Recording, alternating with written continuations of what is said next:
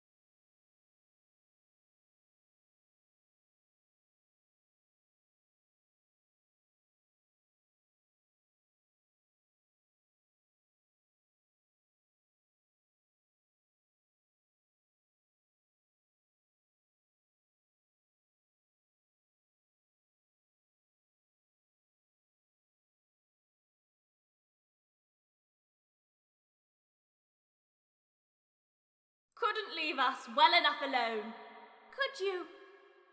Everything was going well until you came along. Fine, let's settle this. Now!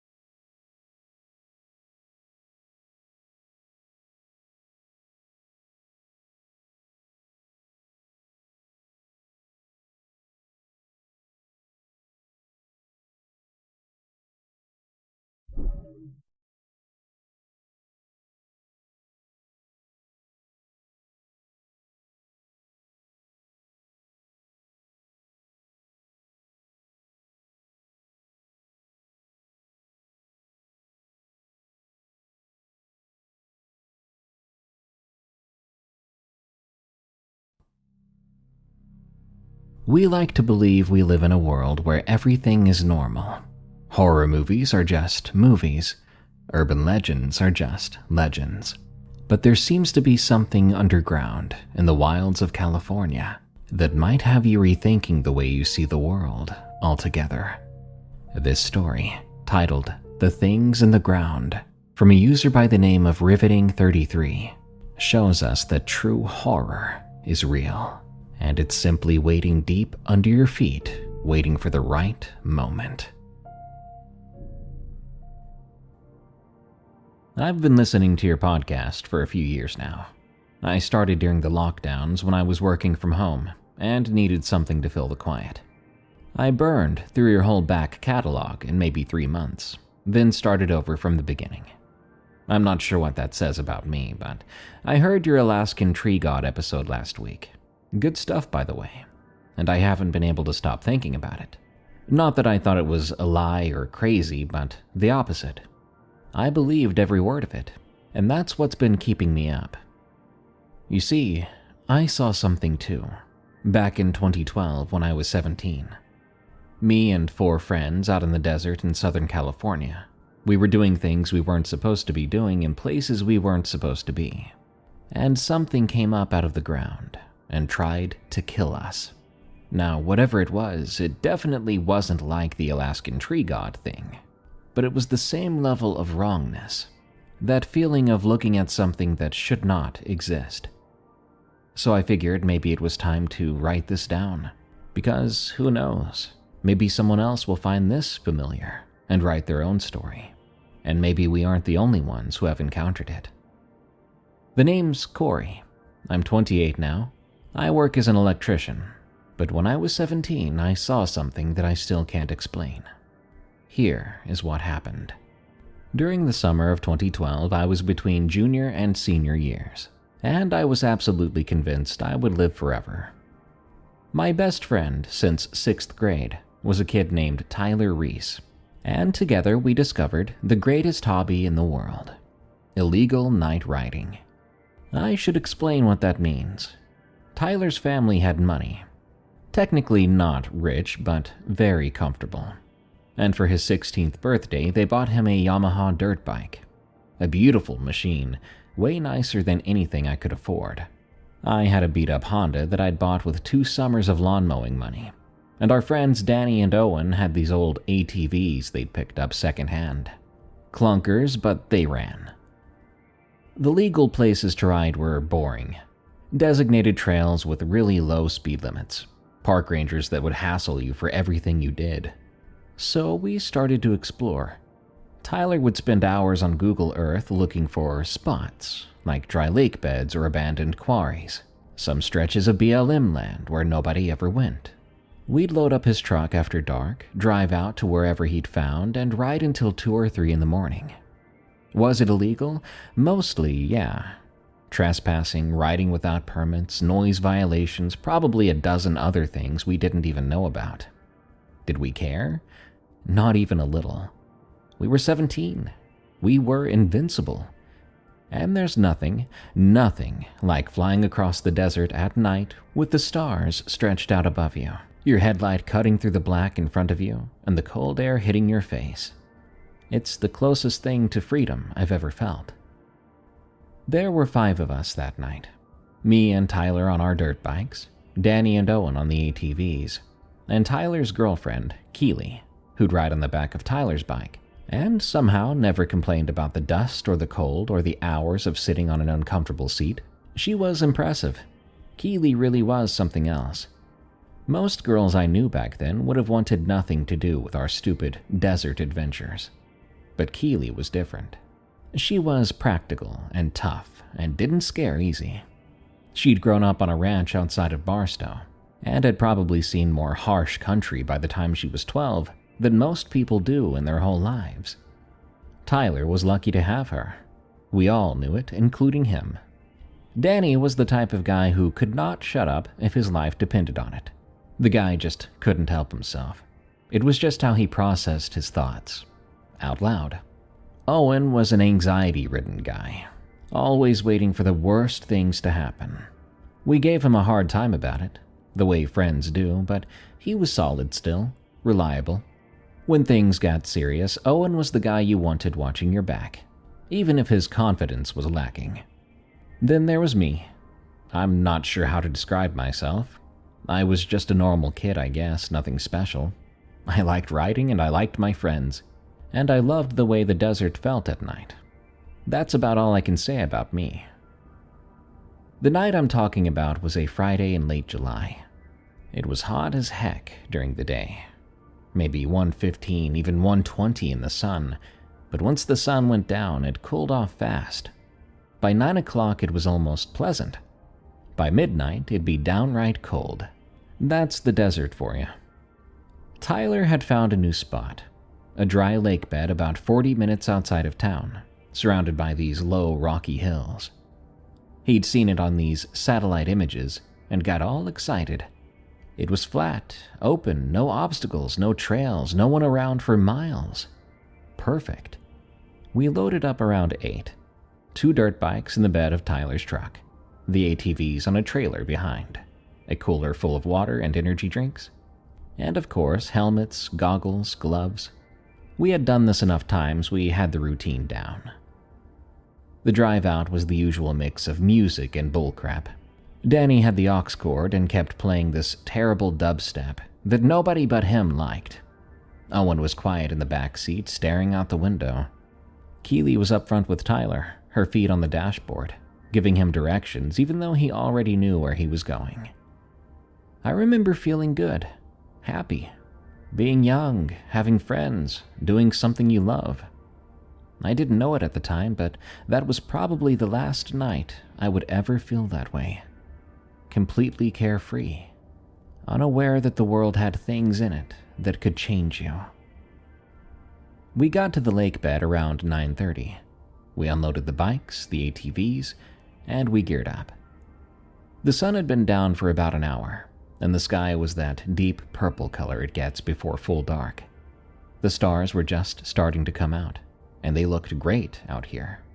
"All right," Tyler said, pulling on his gloves. "Same rules as always. Stay in sight of each other.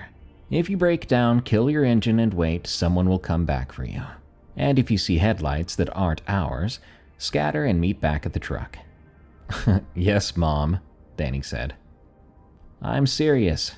I don't want to have to explain to someone's parents why their kid got arrested for trespassing on federal land." "Has that ever actually happened?" Keely asked. "No, and I want to keep it that way." We started riding.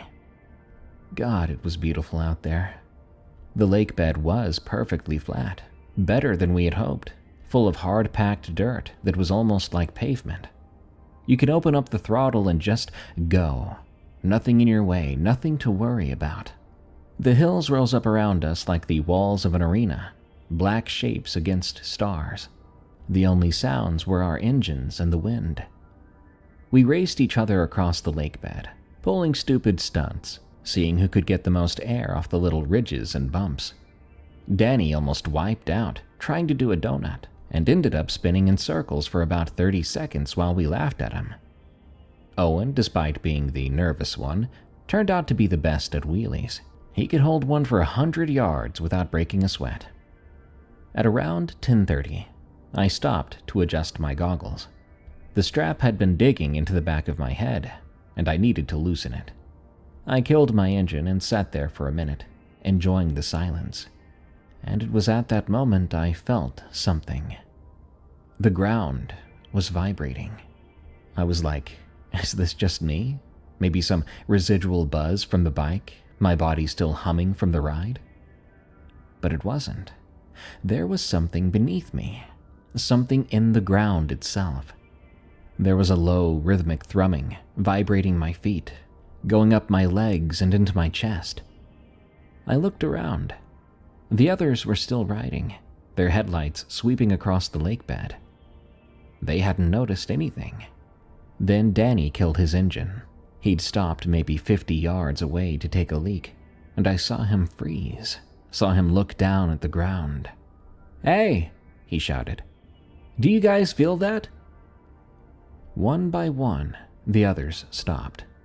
Tyler, then Keely, then Owen. The engines died, the headlights pointed in different directions, and in the sudden quiet, we could all feel it. Something was moving beneath us.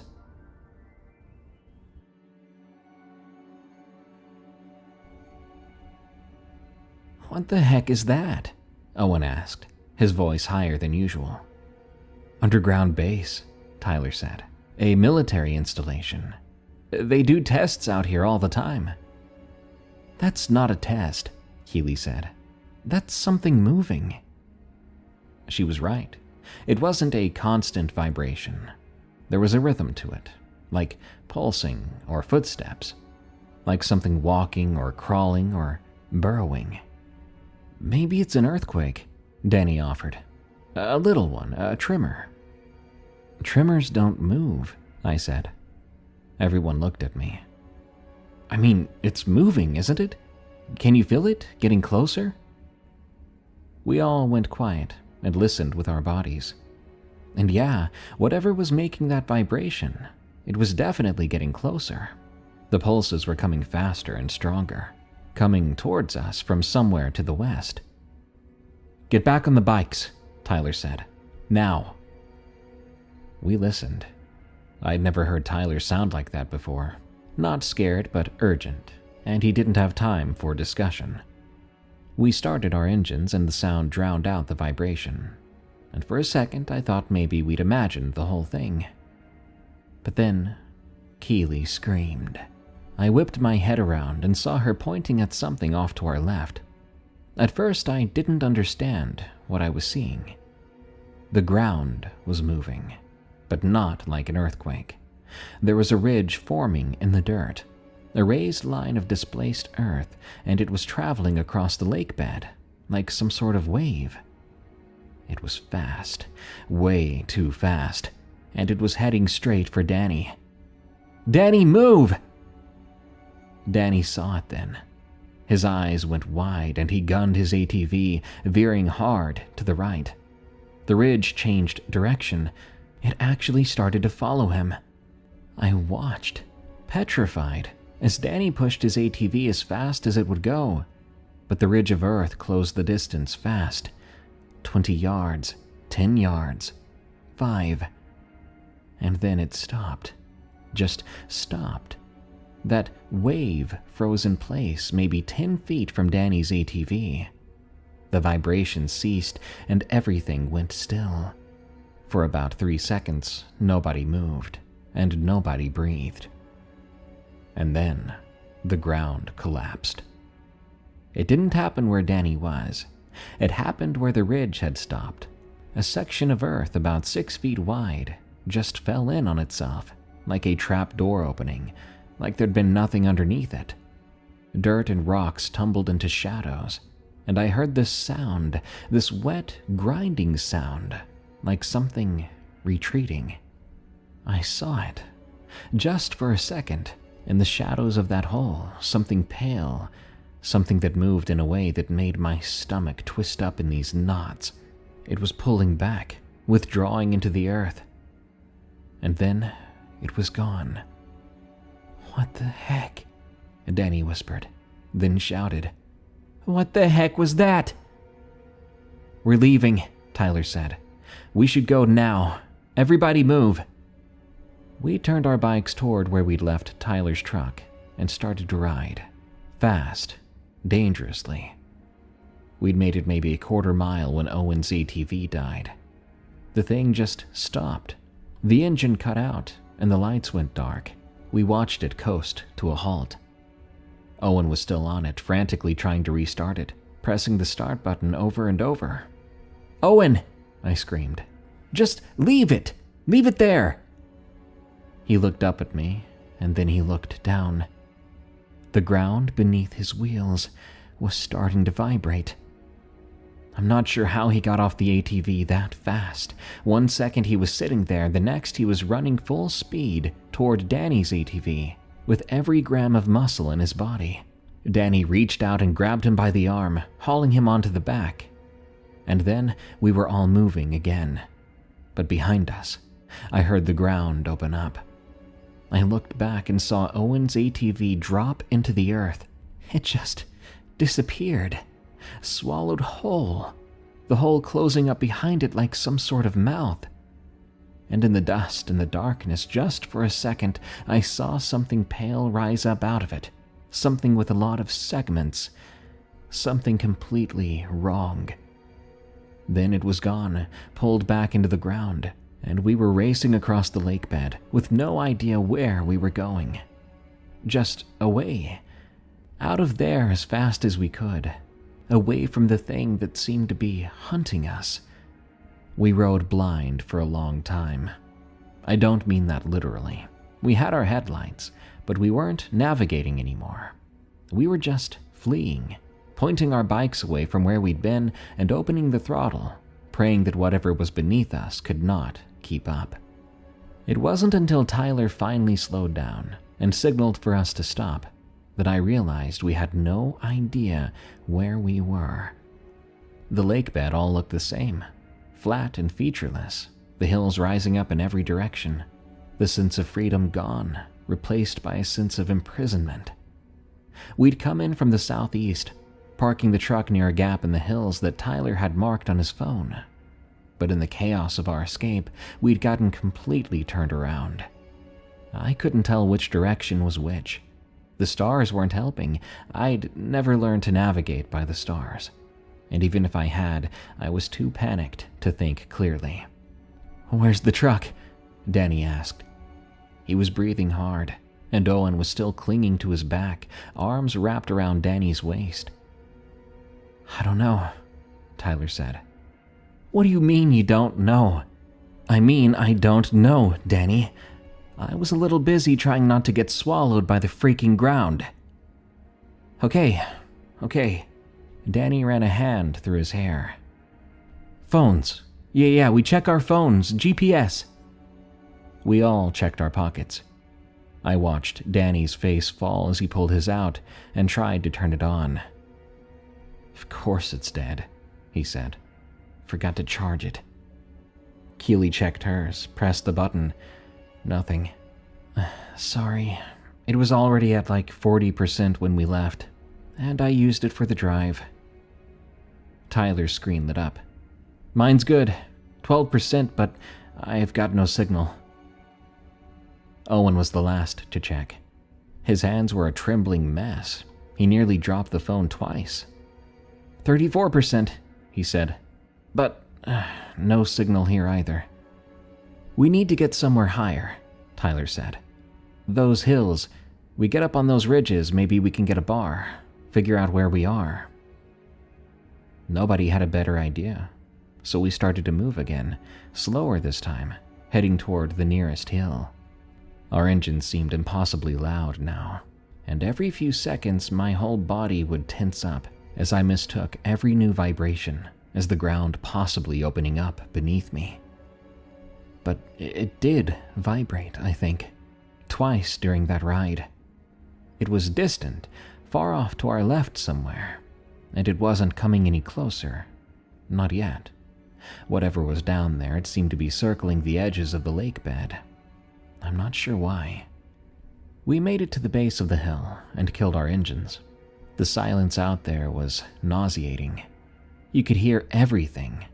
The wind, insects, the sound of your breathing, and beneath it all, if you listened hard enough, there was the faint rhythmic pulse coming from somewhere underground. "We climb," Tyler said. "Leave the bikes here. They'll be fine." "And if they're not?" Danny asked. "Then we walk home." "Would you rather be on it when it gets swallowed?" Danny shook his head slowly. "Then come on." The climb was brutal. The hill wasn't that tall, maybe 100 up to 150 feet, but the terrain was all loose rock and brush, and we had to make the trip in the dark. Danny twisted his ankle about halfway up, stepping wrong on a rock that shifted under his weight. I could tell he thought it was the thing for a second, underground. He half screamed, but after Owen caught him mid-fall, he realized it was nothing.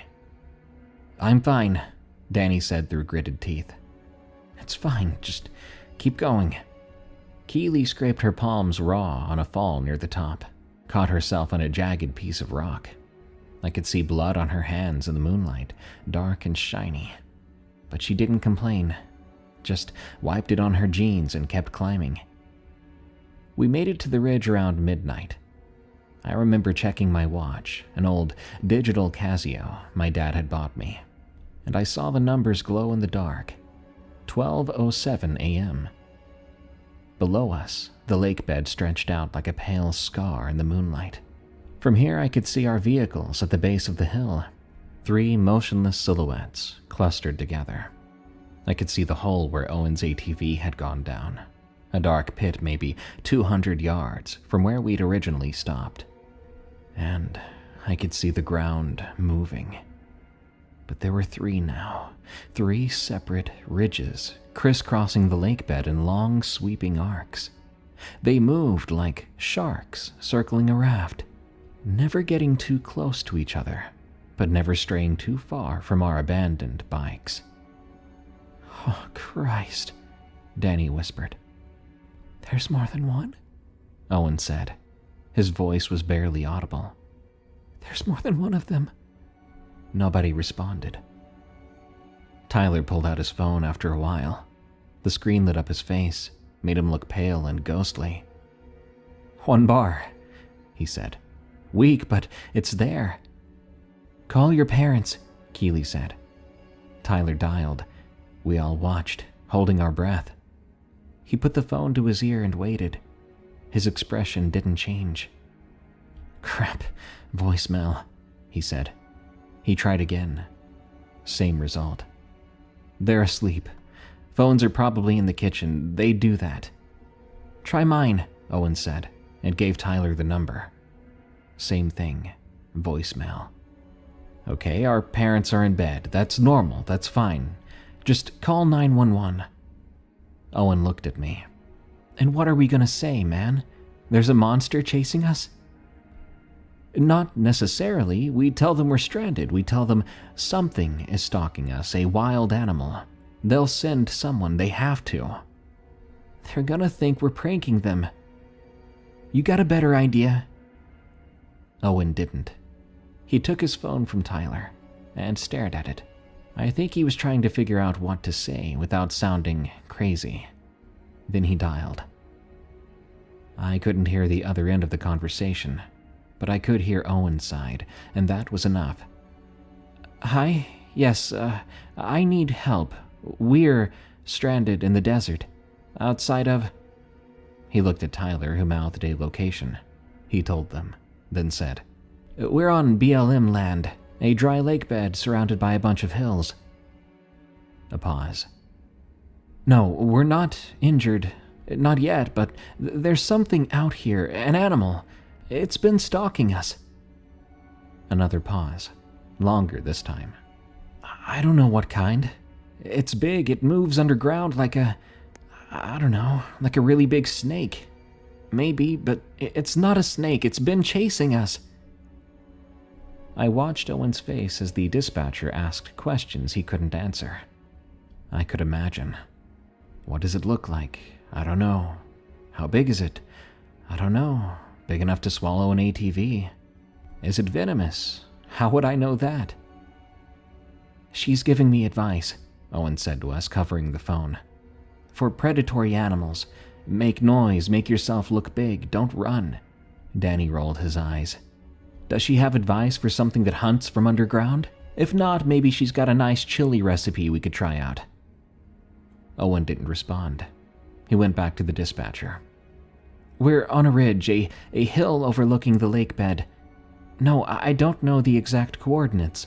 We drove about 40 minutes from... Yes, we'll stay on the line." He stayed on the line. We all sat there on the ridge, watching the things below circle our vehicles, listening to Owen murmur responses to questions that we couldn't hear. Questions that probably didn't matter.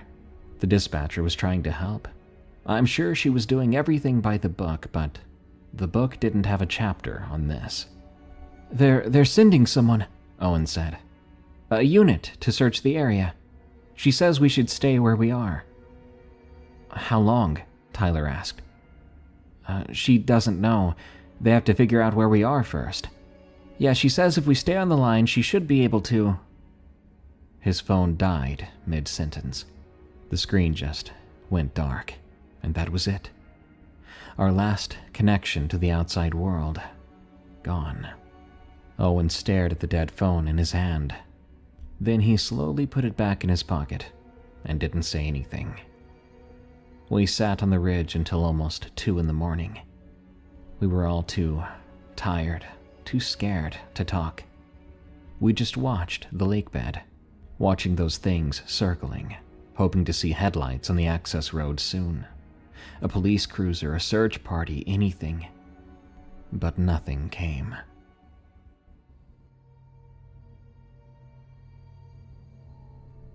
Around 1:30, the ridges in the earth stopped moving.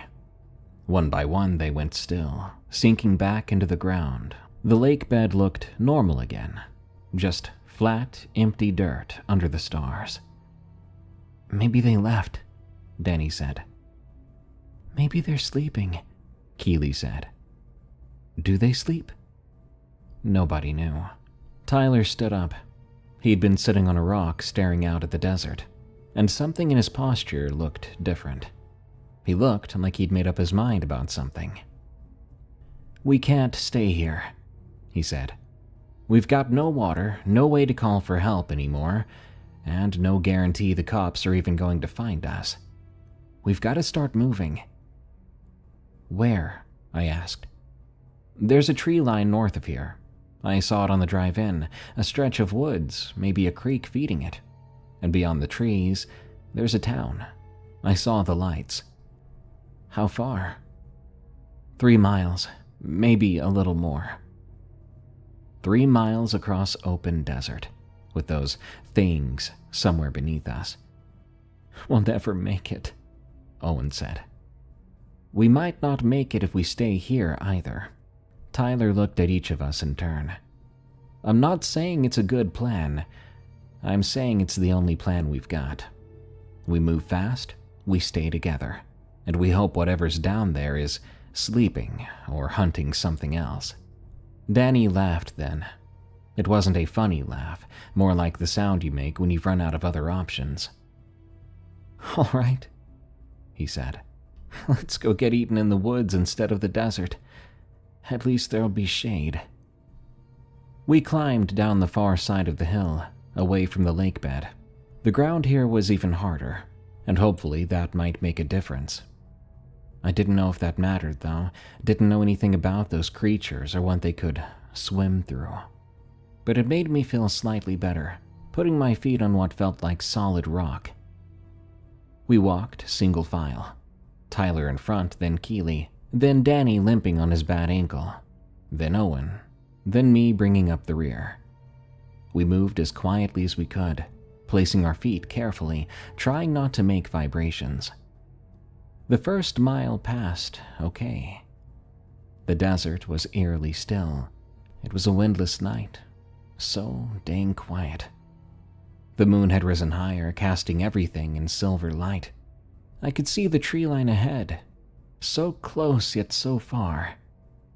I was starting to think we might actually make it when Danny stepped on the wrong patch of ground.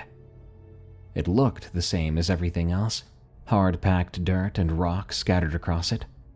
But when Danny put his weight on it, his legs sank to the knee. Soft earth, hidden beneath a thin crust like ice over a pond. Crap, Danny said, and the ground started to vibrate. Run! I'm not sure who shouted it. Maybe Tyler, could have been me even, but it didn't matter, because we all ran. I've never moved like that in my life. My legs were pumping like an Olympic runner, but my lungs could barely keep up. They were on fire in moments, and I could feel the earth trembling beneath my feet with every step. The vibration was getting stronger, getting closer, and I knew without looking, that something was coming behind us. Keely fell then. I saw her go down maybe 20 feet ahead of me. Her foot had caught on a rock, her body hitting the ground hard. Tyler was there in an instant, grabbing her arm, hauling her back up. She was bleeding from a cut on her forehead, but she didn't slow down. Owen tripped too. He went sprawling, and I grabbed the back of his shirt, pulling him forward, helping him to stay on his feet. I kept him moving. I could hear something behind us now, not just vibration, but movement. A mighty force pushing the earth aside, pushing up from below. I told myself over and over, don't look back, don't look back. I couldn't do it even if I wanted to. I knew that if I did, I would slow down, and if I slowed down, I'd die. The tree line was only 50 yards, 40, 30. Then the ground behind me erupted. I felt dirt hit my back, felt the spray of rocks and soil, and I heard a sound unlike anything I'd heard before. A moist, grinding roar that seemed to come from everywhere at once. 20 yards, 10. We hit the trees. I crashed through the underbrush, branches whipping my face and roots grabbing at my feet. I didn't stop though. I kept running, deeper into those woods, until my legs gave out and I collapsed against a tree trunk, gasping for air. The others were there too. Tyler and Keeley holding on to each other. Danny on his hands and knees, dry heaving. Owen was flat on his back, staring up at the canopy, his chest heaving. Behind us, at the edge of the woods, the rumbling stopped. I turned and looked back. Through the trees, I could see the desert we'd just crossed. The moonlight showed churned earth, a trail of destruction maybe 10 feet wide leading right up to the tree line. But it stopped right there. Whatever had been chasing us, it hadn't followed us into the woods. It can't. Danny was trying to catch his breath. It can't come in here. The trees, the roots, it can't burrow through. We're safe, Keeley said. She laughed, a high and shaky laugh. Oh my God, we're safe. Tyler didn't utter a word. He was still staring at the edge of the woods, unreadable. Come on, he finally said. The town's north of here, we gotta keep moving. We got up. It took a lot of effort.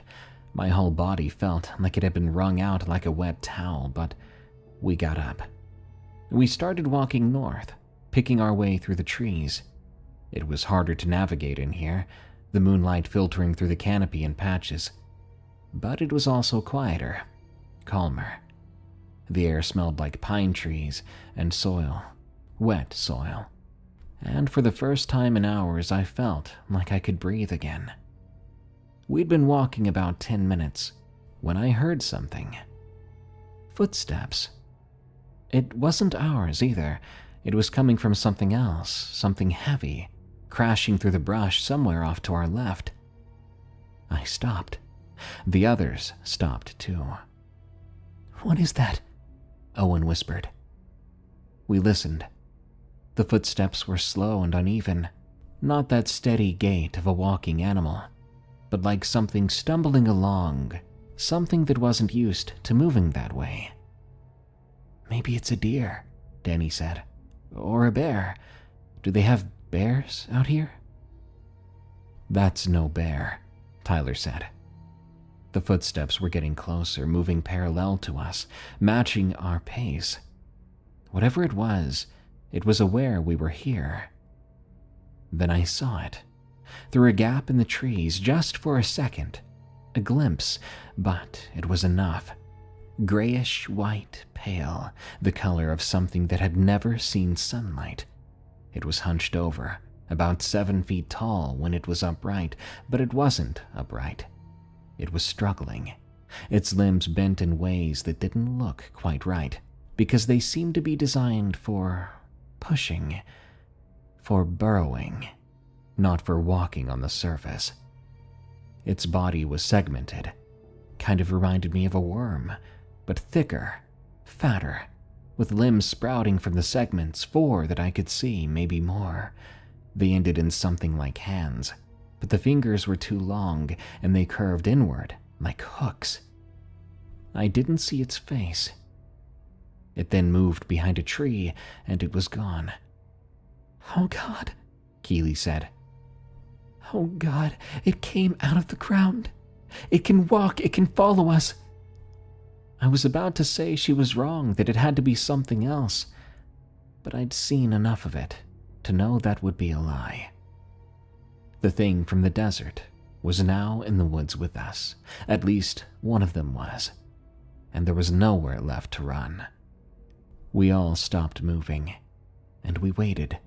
We stood there in the dark, 5 terrified teenagers frozen between the trees, listening to the sound of something heavy moving through the woods, only about 30 yards away. The footsteps had stopped, but I could hear other sounds now. Cracking branches, undergrowth rustling, and a wet huffing noise that might have been breathing. "What do we do?" Owen's voice was barely audible. Tyler didn't say anything at first. He watched unblinkingly in the direction where we'd seen the thing. I could see him clenching his jaw over and over, and his hands were clenched into fists. I'd known Tyler since we were 11 years old, and this was the most fear I'd ever seen on him. He was truly and deeply scared. "We keep moving," he finally said, "north toward the town. We move quiet, but we move fast, and we don't stop for anything." "It's between us and the town," Keely said. "Then we go around it." "And if there's more than one?" Tyler looked at her. In the dim light coming through the trees, I could see something pass between them, a silent communication that couples develop. "Then we deal with it when that happens," Tyler said. "But we can't stay here." He was right. Standing still was not an option. Whatever that thing was, it knew where we were. If we didn't move, it would eventually come to us. We started walking again, slower now, more careful. Tyler led us at an angle, veering east to put distance between us and where we'd seen the creature. The woods were thick here, lots of undergrowth, and every step seemed to make noise no matter how carefully we placed our feet. Danny was struggling. His twisted ankle had swollen up during our run from the desert, and now he could barely put weight on it. Owen and I took turns supporting him, one arm over our shoulders, helping him through the brush. It slowed us down, and I tried not to think about it too much. And the sounds, they followed us. Not constantly, there would be long stretches of silence where I'd start to hope we'd lost it. But then I'd hear it again, that heavy, uneven movement, somewhere off to our left, still parallel to our path. It was tracking us and keeping pace, and waiting for something. "Why isn't it attacking us?" Danny whispered during one of our brief stops. Even though it was so cold out, he was sweating. "If it wanted to kill us, it could have done it by now." "Maybe it's not sure," Keely said. "Maybe it's never hunted above ground before. Maybe it doesn't know how." "Great. We're being stalked by a confused monster. That makes me feel so much better." "Shut up," Tyler said. "Both of you. Listen." We listened. The woods had gone quiet. The footsteps and rustling and breathing had all stopped. There was now only wind in the trees. No, there was a distant sound, something else. "Cars," Owen said. "I hear cars." He was right. Somewhere ahead of us, maybe half a mile, I could hear the hum of traffic on the road. And beyond that, if I squinted hard through the trees, I could see lights. Street lights, porch lights, the glow of a town. "We're close," Tyler said. "Come on, we're almost there." We pushed forward with renewed energy. Even Danny seemed to find some reserve of strength, hobbling faster, even though his ankle was in poor condition. The lights grew brighter through the trees. The sounds of cars grew louder. Civilization, safety. We were going to make it. we never saw it coming.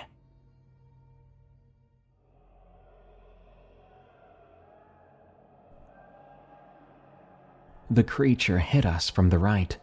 1 second we were walking. The next second, something massive crashed through the undergrowth and slammed into Tyler, sending him sprawling. Keely screamed. Tyler hit the ground hard, rolling, and he came up swinging. But the thing was on top of him.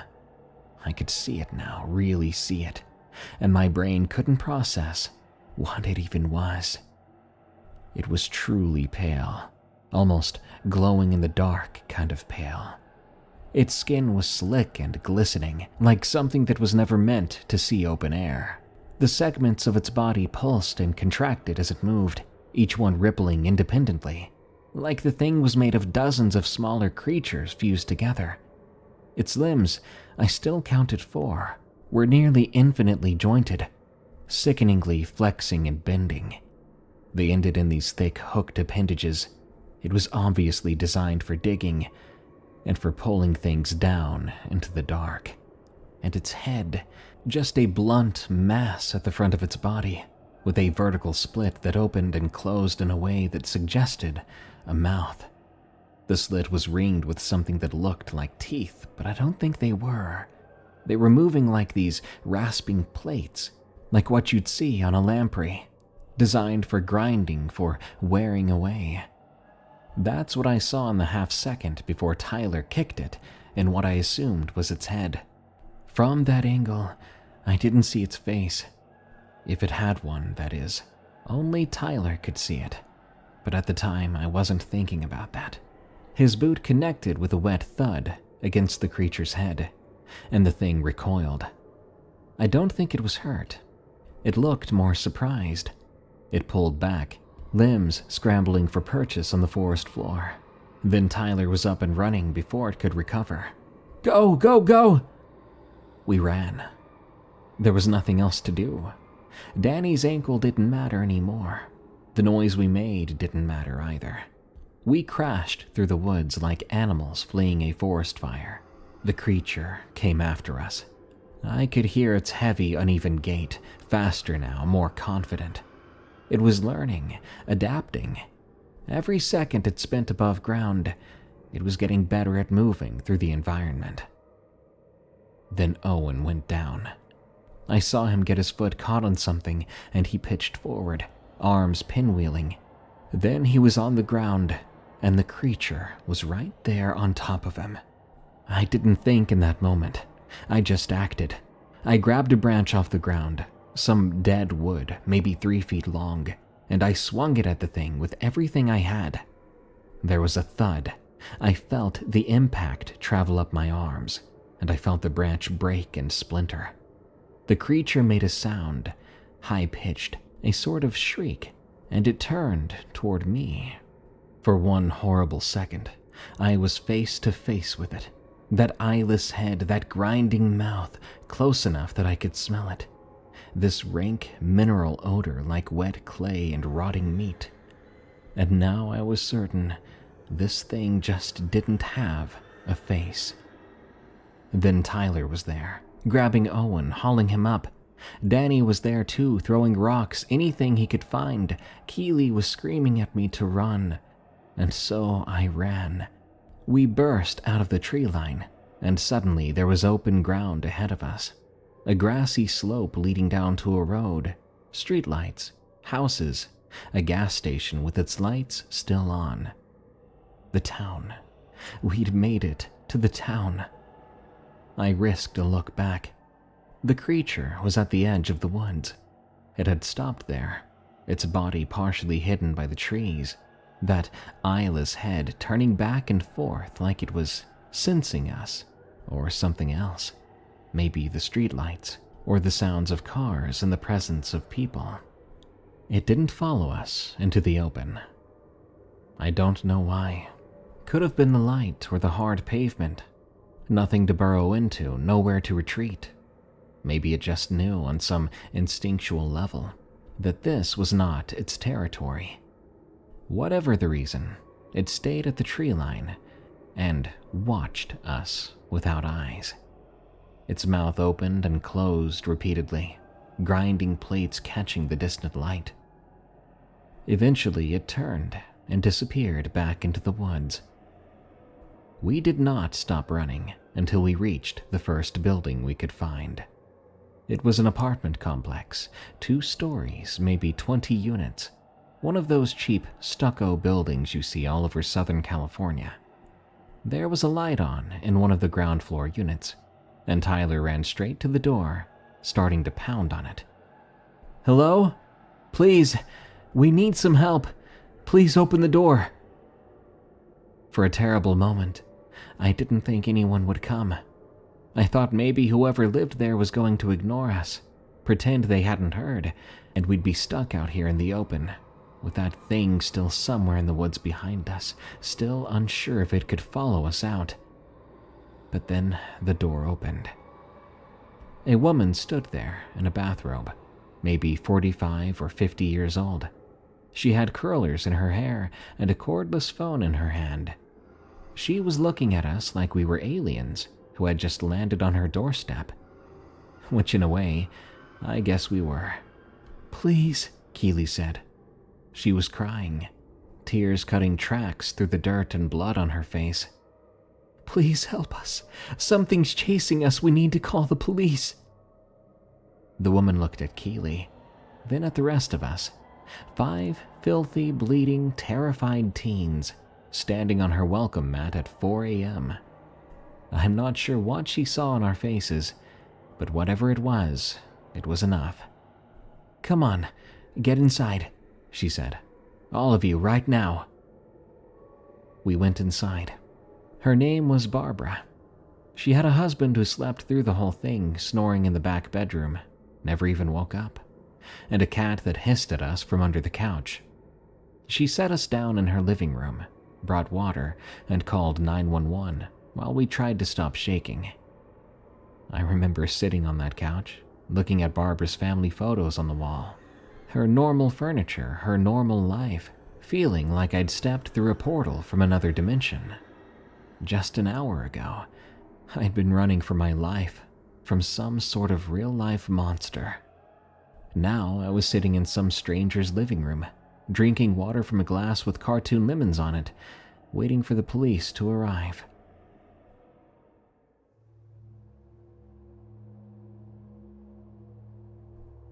The cops came about 20 minutes later. 2 of them, a man and a woman, both looking very tired and skeptical. They took our statements separately, asking us to describe what happened. I told them a version of the truth. We'd been night riding, I admitted that part, figured there was no point in lying about it, and something had chased us. An animal, some kind of predator. We'd gotten lost, ran through the woods, and ended up here. The female officer asked me what kind of animal. I said I didn't really know, but I did know it was big and fast. She wrote it down without comment. I could tell she didn't entirely believe my story, but I also could tell she wasn't going to push it. We were clearly traumatized, and it was clear something had happened. But the details didn't add up, and she knew it. They drove us home. All of us piled into the back of a patrol car, squeezed together like sardines, too exhausted to care about the discomfort. It was almost 6 a.m. by the time they dropped me off at my home. My parents were awake. They'd gotten a call from the police, and they were waiting on the porch when the cruiser pulled up. My mom hugged me so hard, I thought she might crack a rib. My dad just stood there looking at me. I'd seen that look before. Relief, and also plenty of anger mixed together. I told them the story I told the cops. An animal attack, we got lost, we made it to a town. And their reaction was similar. They didn't fully believe me. But also they were too happy to have me home to press for more details.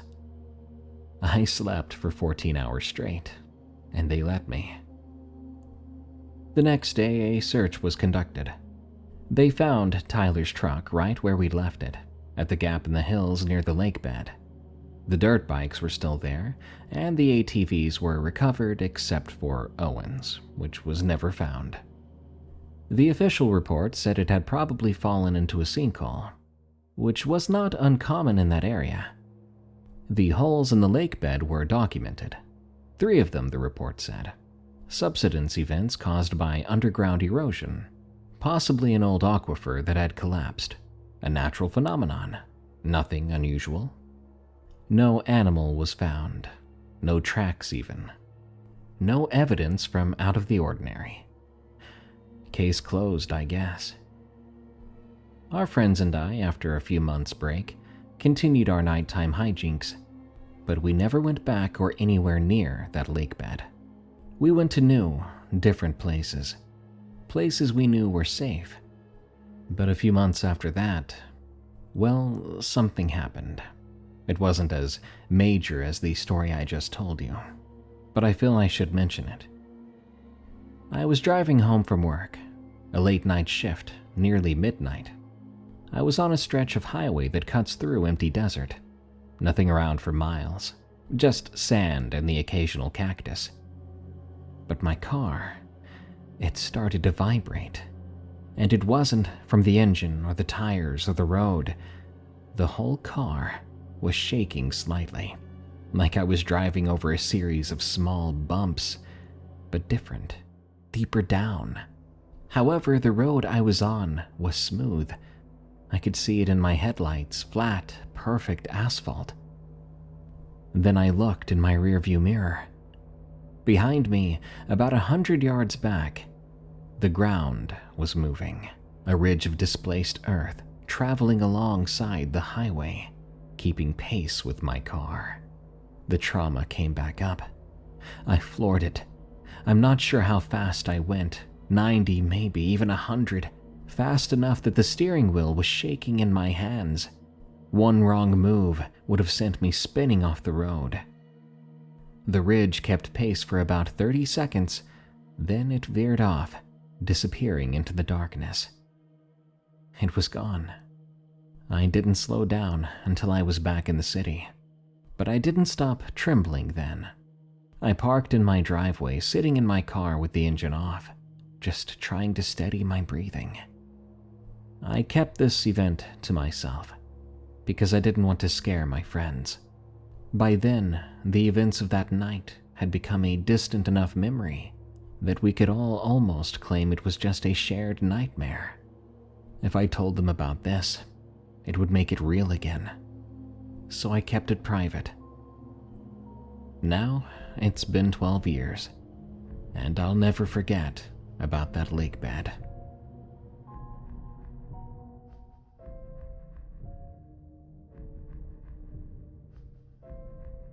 When I was a kid, I remember playing Lava Monster or Tremors, based on the movie with Kevin Bacon, where we would run and jump around on playground equipment or trees, and you could not touch the ground because the person who was it would get you.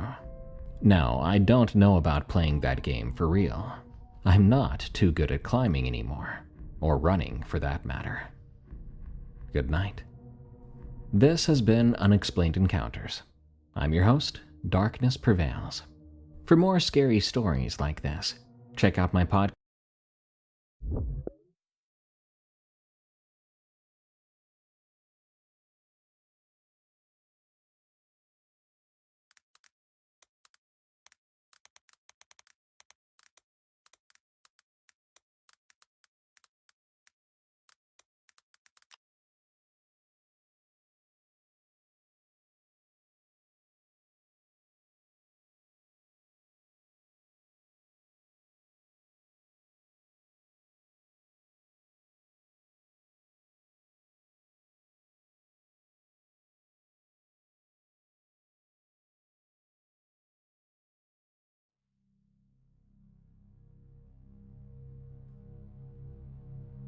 There exists a creature similar to the Skinwalker or Wendigo that is not either of those monsters, but something uniquely disturbing.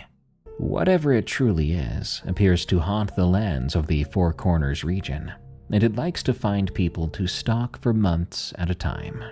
some who disappear forever. A viewer by the name of Visibond24 sent me this story titled, "It Can Only Be the Fleshgate," which tells of his terrifying encounter with something that may be even the Navajo's worst fear.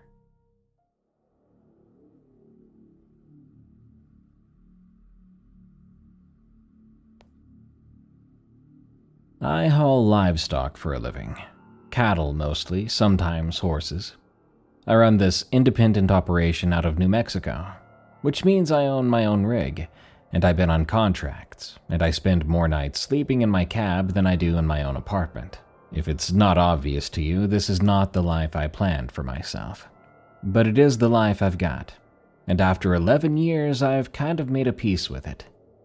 The route that changed everything came to me in March of last year. A logistics company I'd been trying to get on with for 2 years had a contract hauling beef cattle between ranches and auction houses across the Four Corners region: Arizona, New Mexico, a little bit of Utah, and Colorado. Territory where you drive for hours without seeing another vehicle, where your cell signal dies and doesn't come back, and where the land looks the same in almost every direction, until you start to feel like you're not moving at all. The runs were long but not unreasonable, and the company had a reputation for treating their independent haulers fairly. Judging by how much they offered to pay, that reputation turned out to be true. When the dispatcher called and offered me the route, I said yes before she finished talking. She told me the prior driver had quit, just like that, mid-contract, no notice. He walked away from a rig worth $90,000 and a route that paid better than anything else in that region.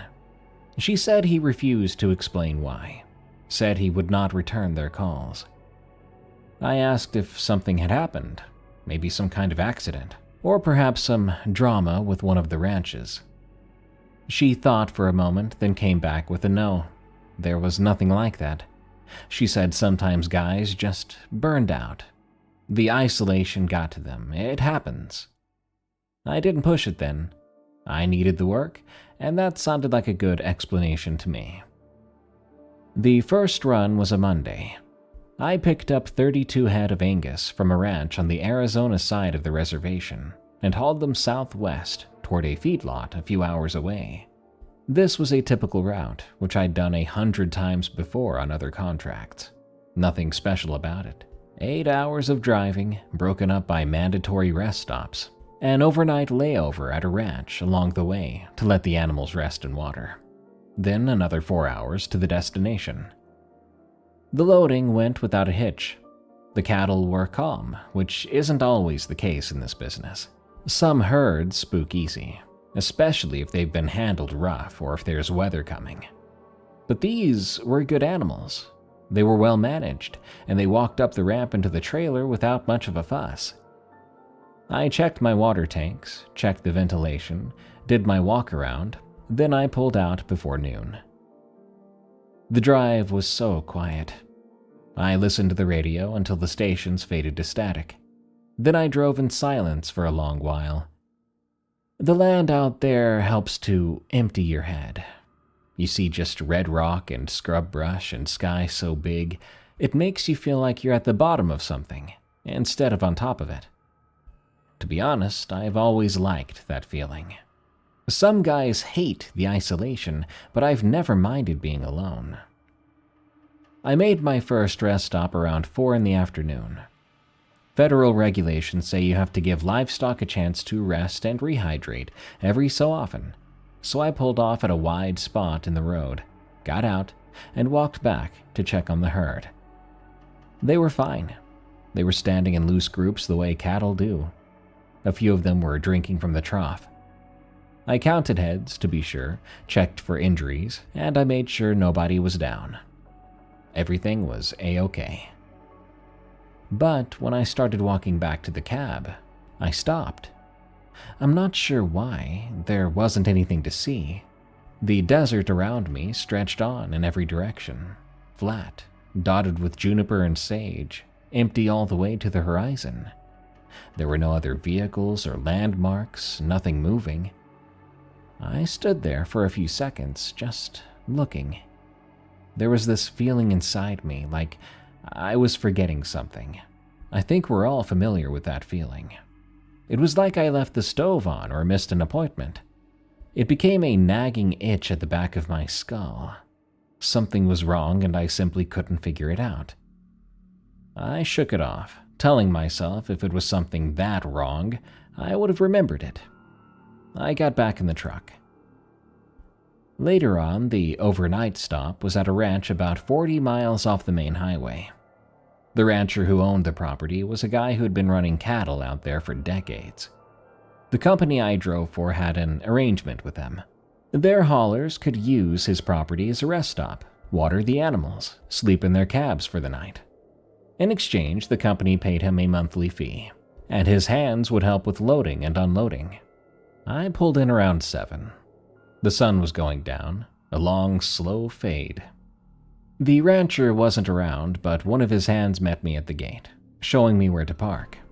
He was a young, maybe 25-year-old guy, and didn't talk much. He helped me run the cattle into a holding pen where they could spread out for the night, then pointed toward a water spigot where I could refill my tanks in the morning. I asked him if the rancher would be around later. He said probably not.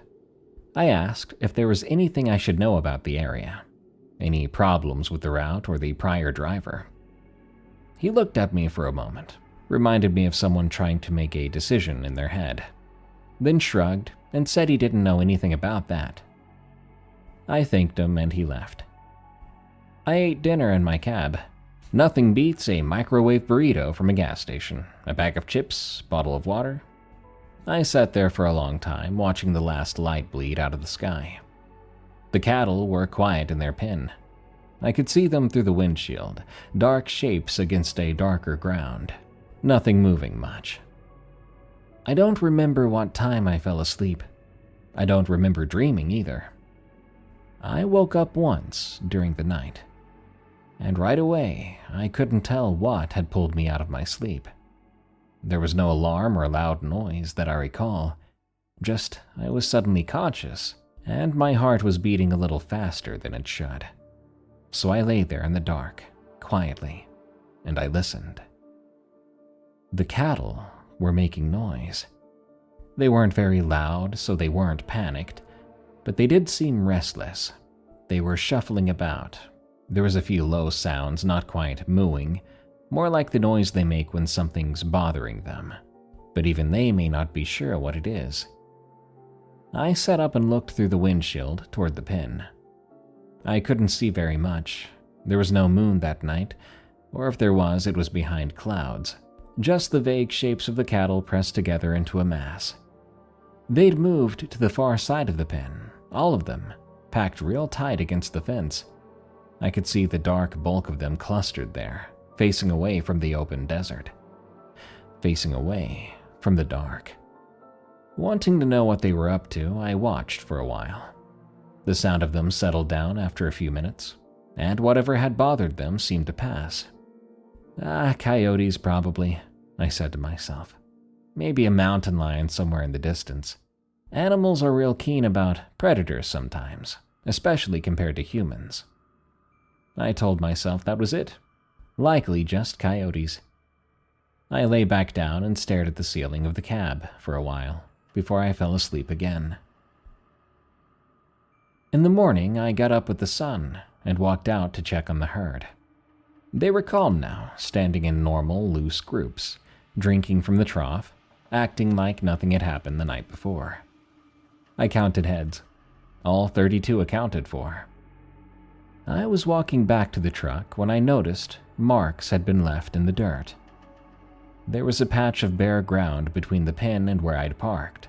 Dusty, flat, the kind that holds tracks real good. I'd walked across it the night before, and I could still see my boot prints from then, scuffed and unremarkable. But the remarkable part was what was next to them. Next to my tracks, maybe 10 feet from my driver's side door, there was something else. A drag mark, about 6 or 7 feet, like something heavy had been pulled across the ground, or like something had been crawling on its belly. I crouched down and looked at it. The edges were smooth, not the kind of mark an animal would leave. No paw prints around it either, no hoof prints.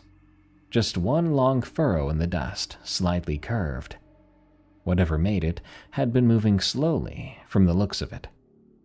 It ended about 3 feet from my truck, right around where I'd been sleeping.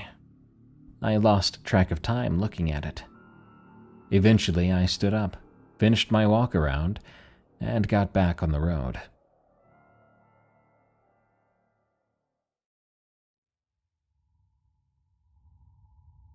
I finished that first run without any other problems. I delivered the cattle to the feedlot and collected my paperwork. Then I drove back empty to pick up the next load. The drag mark in the dirt stayed with me for a few days, but I tried not to dwell on it. I mean, you can see some weird stuff in the desert if you're around it enough, including but not limited to strange animal behavior and tracks that don't make sense. Over the next few weeks, I settled into the route. There was a nice rhythm to the work. Pick up cattle at one of 4 or 5 ranches scattered across the reservation and the land around it. Haul them to feedlots or auction houses. Rest overnight at designated stops and do it all again. The money kept coming in, and I started to think the dispatcher had been right about the last driver. Some guys just don't handle isolation well. I got to know the regulars too. There was a ranch hand named Miguel who worked at one of the loading sites on the Arizona side, and he was the guy you wanted on the other end of a cattle chute. He was very quiet and very efficient. He knew how to move animals without spooking them. We'd started loading before dawn most days, 4 or 4:30 in the morning, working by the lights mounted on the barn while the sky was still black. As I said, Miguel was quiet. He never said much, but I did notice he had a habit of watching the desert while he worked. He'd be guiding a steer up the ramp, and his eyes would drift out past the fence line, scanning the dark like he was expecting to see something. One time early on, I asked about it. He shrugged at me and said it was an old habit.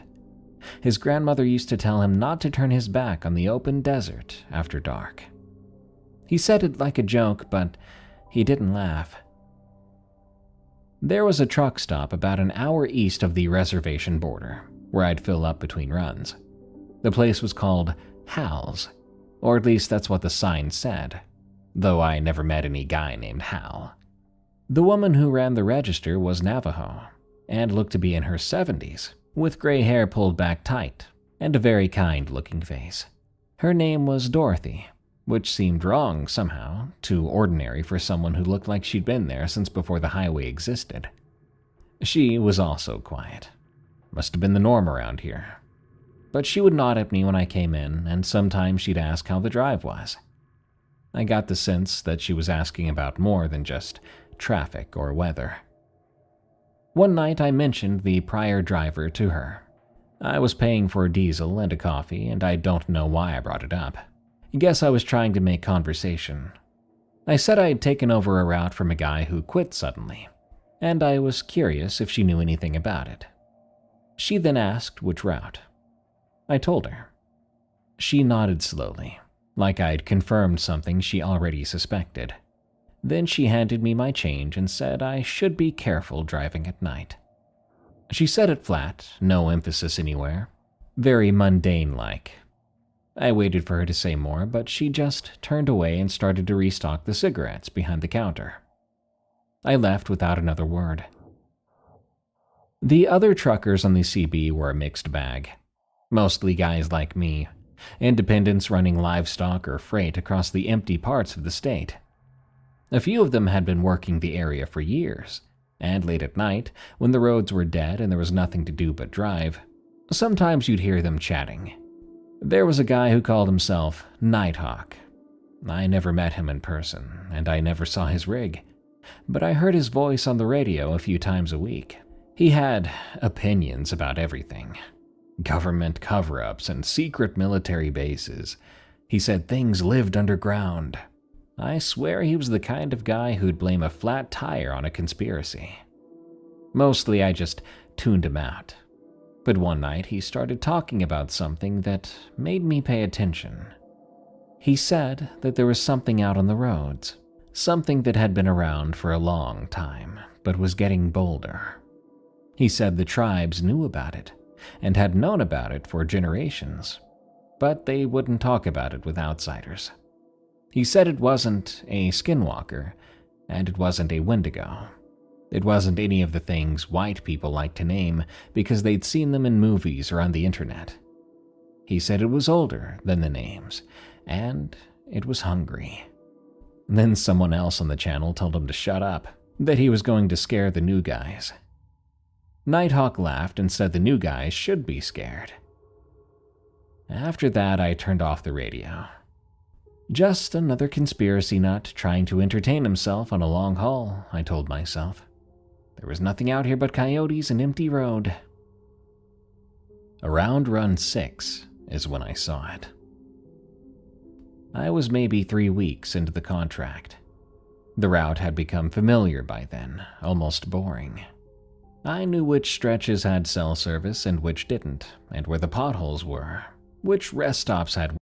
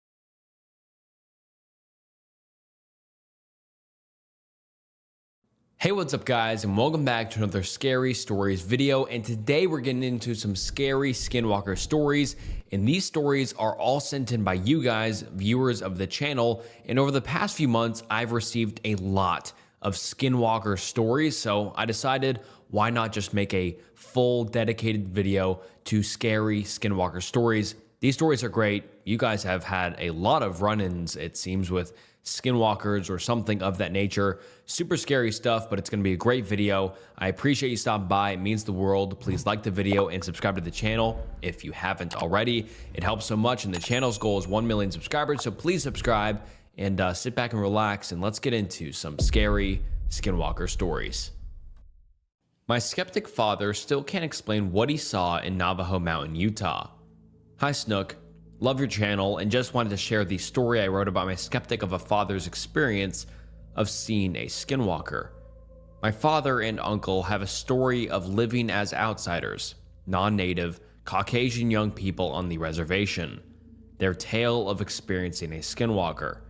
My grandma taught school on the reservation, and they lived well off compared to the natives living there. From what I know, there's a lot of lore surrounding the Navajo Nation. Non-natives, primarily older generations, keeping their experiences and stories left unspoken, especially to those not from their culture. Forgive me if I'm mistaken in any part of this, the culture, ideology, practices, or any other part. I'm just trying to tell the story my family has only spoken to me in whispers about.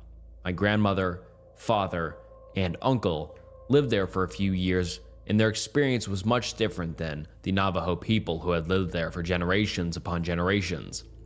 I just want to tell their story and get insight as to anyone else who has lived in that community and any other stories some people might be willing to share. My father and uncle are about 2 years apart in age. They lived in Navajo Mountain in the 1980s. My dad was 10 to 12 years old, and my uncle was younger. As it goes, they were always outside riding bikes with their friends, natives of the reservation. My grandma was recovering from an abusive relationship with their father and wasn't too concerned with their whereabouts, being it was a small community. There wasn't much trouble around, nor would they know what real trouble was at that age. Trouble wasn't the issue to young white boys on a reservation then. Pure terror was. It was a typical night without any parental supervision. The night was colder than usual, and the night sky was blacker than you could imagine. In such a desolate place, the stars in the sky would light the night.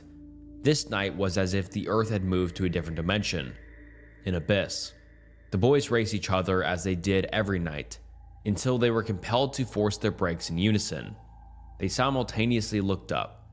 Each boy's face melted from carefree, innocent, and adolescent to unadulterated horror. The boys stood motionless, grasping their bikes with every nerve, muscle, and strength in their body on the dirt road. To the right of them was a mesa, one they rode by every day. The mesa that paralleled from my family's home. The mesa that they could see through my father and uncle's bedroom every night. This mesa would become fear and nightmares to them from this night forward. At the top of the mesa was a roaring fire, taller than any bonfire that someone could assemble, bigger than a group of people could assemble.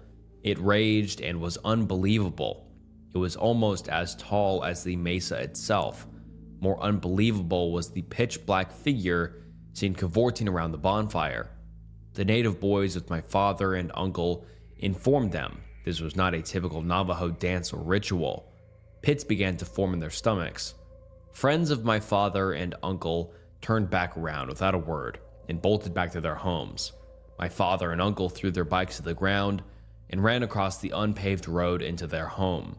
The two came back in a panic, relaying what they'd seen to my grandmother, but she was unconcerned. A legend of the natives, she told them, and shooed them away. They laid awake all night in their shared room, not saying a word to one another. They forced their curtains as close as possible, too scared to look out the window and see what they shouldn't have begun with.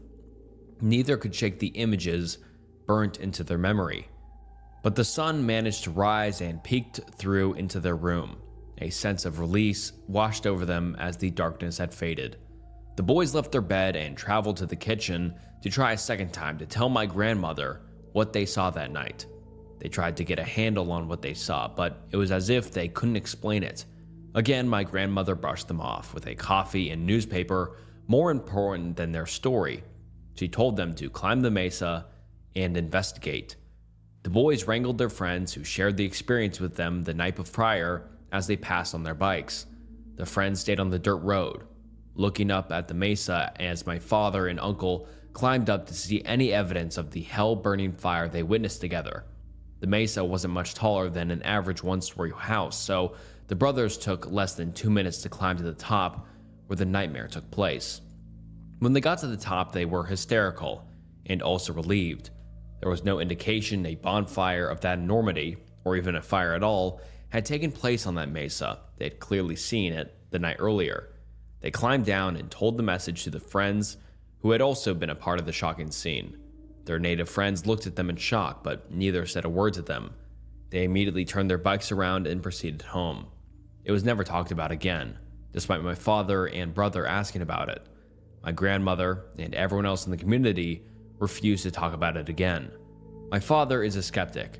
He does not believe in anything paranormal, aliens, ghosts, mermaids, you name it. But whenever I ask about the skinwalker he turns pale and white. He gets quiet, jumpy, and curt. I had to plead to get the full story out of him, and I could see the goosebumps and every hair standing up on his arms when he shared his experience. My grandmother took me to the Navajo Mountain in 2019 to show me her history and to see how Navajo natives still live on this reservation today. According to her, not much has changed since living there in the 80s. I hiked and explored what I could of the reservation, as to not invade or violate any of the Navajo reservation and its beauty. However, I did feel a change in mood when I visited. My existence felt heavy, as if I wasn't supposed to be there or if I was invading on territory that wasn't meant for me, not caused by any of the community there, but just by my presence being on the land.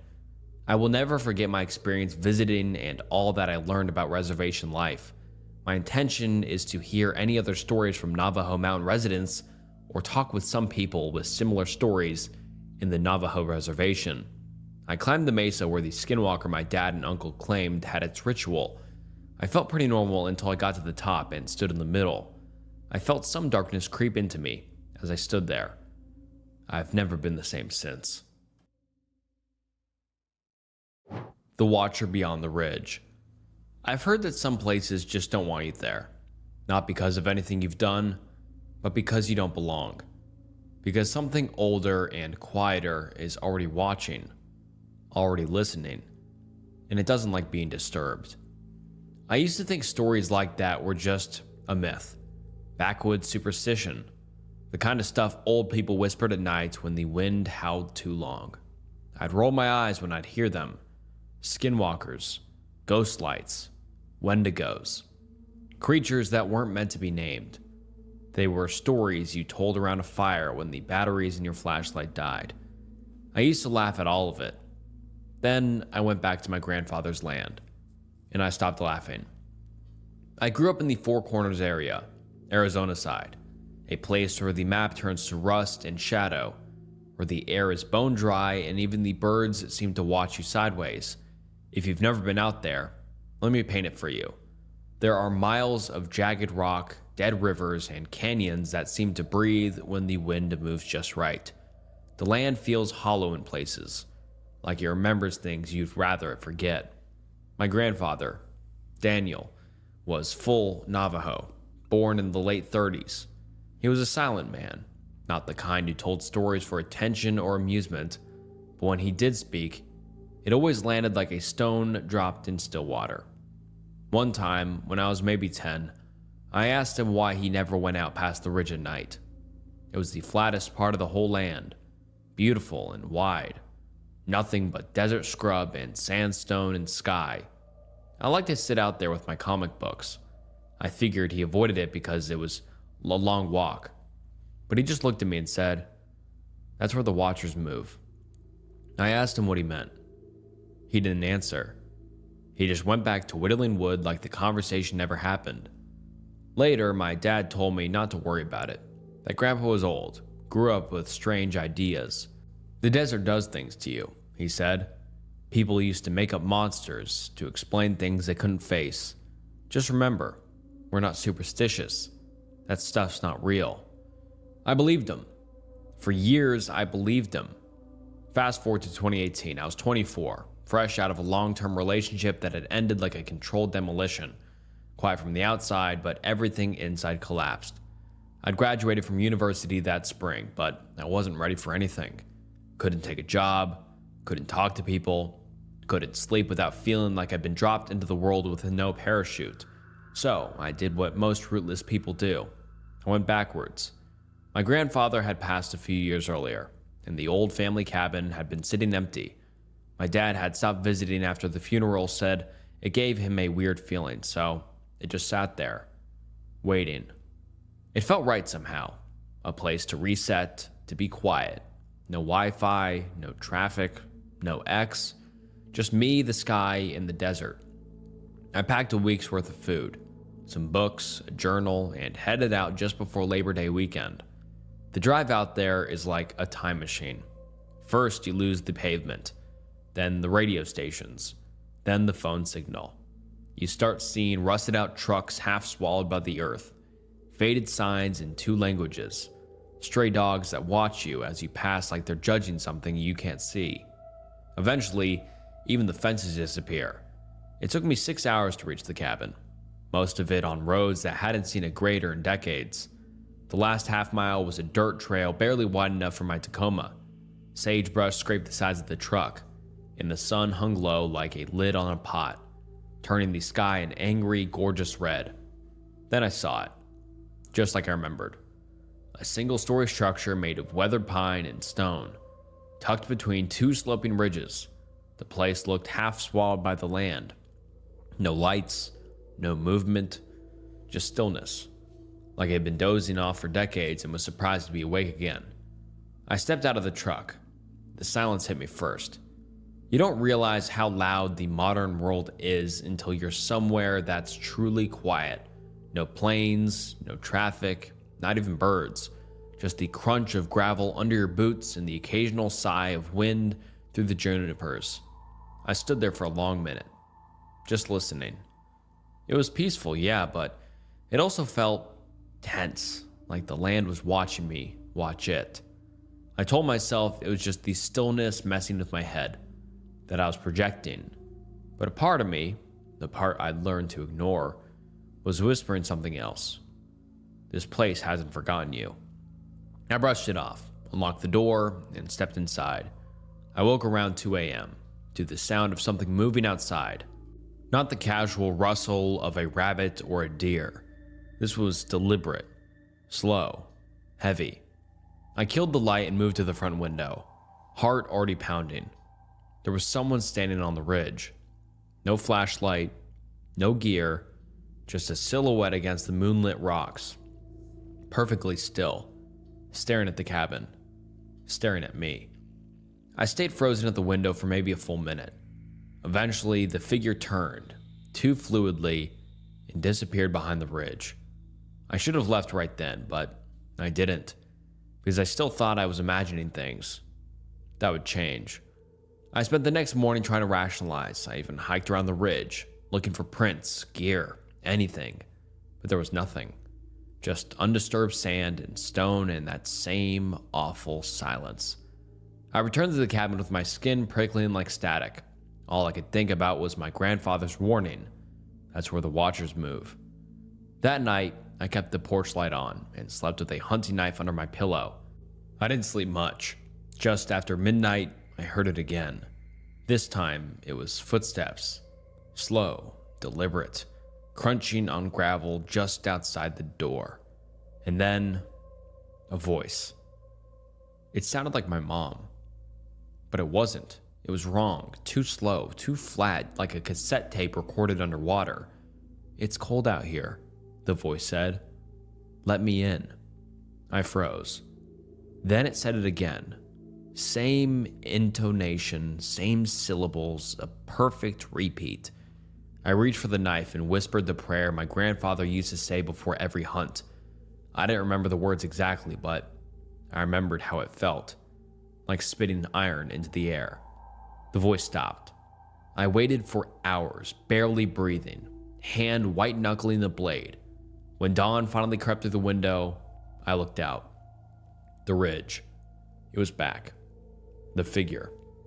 Closer this time. Down by the tree line. Its limbs were wrong. Arms too long, knees bending the wrong way.